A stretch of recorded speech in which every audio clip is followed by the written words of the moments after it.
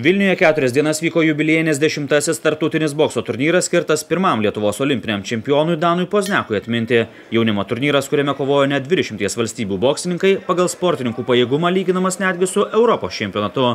Praėjusių metų Europos jaunimo čempionate kovojo 26 valstybių atstovai. Į Dano Pozneko vardo turnyrą susirinko 19 Europos valstybių ir Uzbekija, kuri kartu su Rusija, Ukraina, Vokietija ir Kuba diktuoja pasaulio jaunimo bokso madas.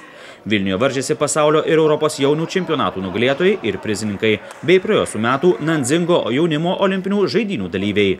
10 svorio kategorijų kovojo boksininkai įsidalijo 10 medalių komplektų. Daugiausia apdovanojimų laimėjo lietuviai. Varžybų šeimininkų sąskaitoje 6 medaliai, po 1 aukso ir sidabro ir 4 bronzos.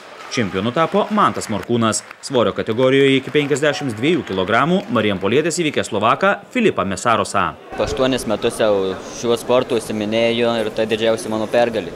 Pirma kova su Estu buvo taip sunki gana. Turėjau stengtis taip pat ir su Moldavu, kai boksavausi. Tai su Slovaku irgi tas pats. Su Slovaku sunkiausia kova. Finale kovojo ir Arnoldas Traškevičius. Svorio kategorijoje iki 91 kg kovoje dėl aukso vilnietis pralaimėjo pasaulio jaunių čempionato prizininkui Uzbekui Obidjonui Tochirovui. Uzbekas ketvirtfinalyje nugalėjo ir kitą lietuvį, praėjusių metų Pozneko turnyro čempioną Tomą Olberkį. Neužteko 3 raundų, kad nuspręsti kokia jo taktika, kaip su juo kovoti, nes bandžiau visas savo įmantrybės panaudoti ir neišėjo vis dėlto. Pritruko vis dėlto, jautėsi, kad jėgų ir gal vis dėlto, kad pavargau, turėjau labai sunkias kovas ir gal tai lėmė. Bronzos medalius iškovojo 4 lietuviai – Deividas Podžiūnas, Artūras Zinkovskis, Gilvinas Lukošiūnas ir praėjusių metų čempionas Tadas Šakočius. 1 medaliu mažiau negu lietuviai, 5 laimėjo ukrainiečiai. Po 4 iškovojo uzbekai, vengrai ir lenkai. Uzbekų sąskaitoje daugiausia aukso medalių, net 3.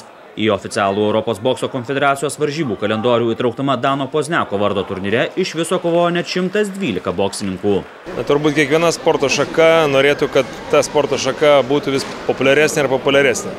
Mes negalim labai skųstis, iš tikrųjų, kad nėra populiari sporto šaka boksas. Iš tikrųjų, Lietuvoje sportuoja per 2000 sportininkų ir tai tikrai manau, kad neblogas skaičius yra. Tačiau aišku, kad tobulėjimo ribų nėra ir mes negalim pasigirti tokiom sporto salę surinkti taip kaip krepšinis, kaip futbolas, tačiau aš manau, kad vis tiek į populiariausių sporto šakų penketuką mes ko gero tikrai papuolame ir federacija darys visus žingsnius, kad iš tikrųjų boksas ir toliau populiarėtų ir taptų vis labiau ir komercinė sporto šaka, kad galima būtų paprasčiau prisitraukti ir rėmėjų, negu kad tai yra dabar padaroma.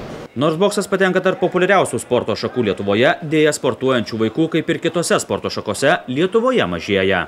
Jaunimas daugiau renkasi ir profesinė prasme, daugiau sėdi prie kompiuterių, daugiau dirba su sėdinti darbą, taip toliau. Ir lygiai tas pats sportas automatiškai netenka tų potencialių savo būsimų sportininkų, negu kad būdavo anksčiau. Tai noriu pasakyti, kad ir boksas lygiai taip pat, kažkokia tai dalis nubyra tų potencialių sportuojančių, bet vėlgi reikėtų turbūt palaikyti Lietuvos sporto departamento ir naujo vadovo poziciją, kad iš tikrųjų reikėtų atskirti finansavimą sportininkų rėmimo. Būtent tai yra ta profesionalija pusė, kada aukšto sportinio meistriškumo sportininkai remiami iš atskiros biudžeto eilutės, kad jau ta dalis sportininkų gautų tą savo finansavimą ir jie keliautų į pasaulio Europos čempionatus ir į olimpiadą ir ten skintų pergalės. O kita dalis būtų to bendro, taip vadinamo kūno kultūros, to bendro tokio fizinio paruošimo ir iš tos bendros masės jau treneriai tas saulėgrąžas pačias geriausias, taip vadinamas, išrinktų. Geriausi Lietuvos boksininkai šiais metais pradės kovas dėl kelialapių į 2016 metų Rio de Janeiro olimpinės žaidynės. Praėjusioje Londono olimpiadoje kovojo 2 Lietuvos boksininkai. Evaldas Petrauskas iškovojo olimpinį bronzos medalį.